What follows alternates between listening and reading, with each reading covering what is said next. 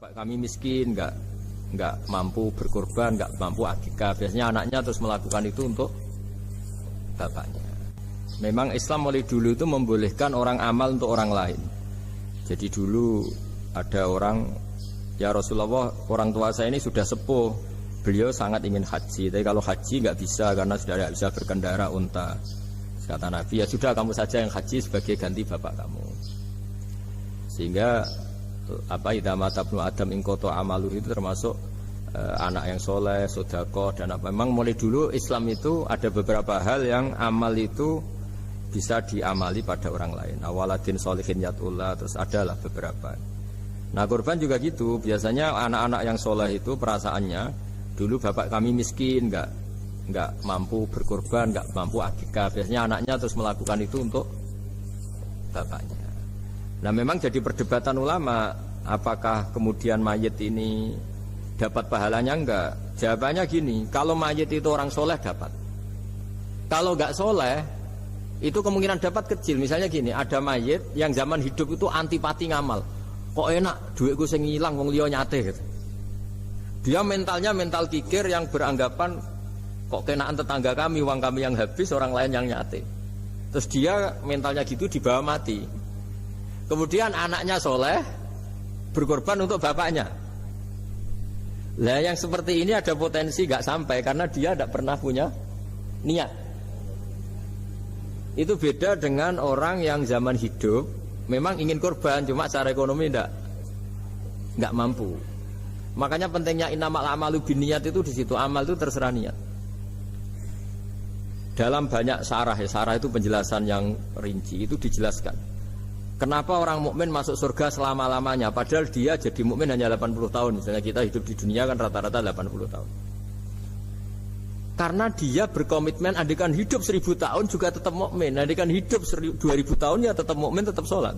Setiap orang soleh perasaannya gitu. Andikan kita hidup 2000 tahun juga tetap seperti ini kan, ya tetap sholat, tetap.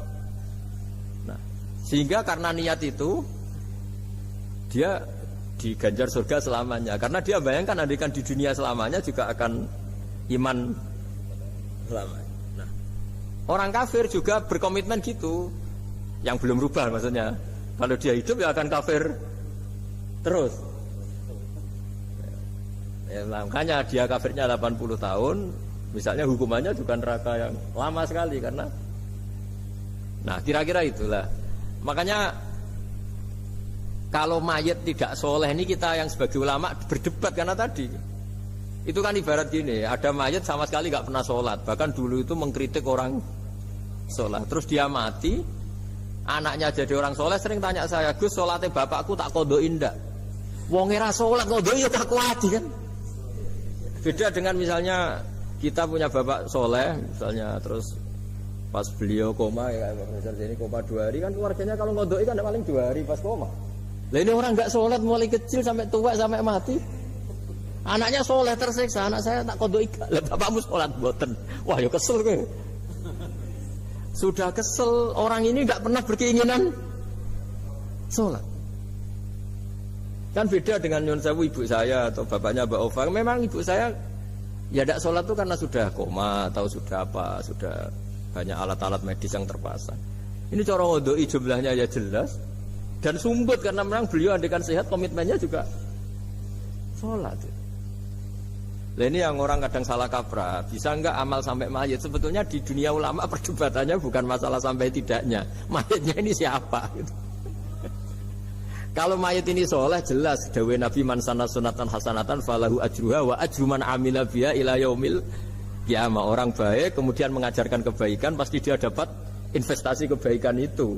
Dan siapapun yang meniru dia dapat sahamnya. Itu nggak ada perbedaan antara NU, Muhammadiyah, Wahabi, semuanya sama. Yang debat itu yang nggak paham. Tak jamin itu yang debat itu yang nggak paham. Wong hadisnya jelas sahih apa? Siapa yang mensyariatkan kebaikan, kemudian kebaikan itu ditiru oleh orang setelahnya, maka dia akan dapat kebaikan itu dan kebaikannya orang yang meniru itu. Itu kan hadis sahih, nggak ada perdebatan sama sekali.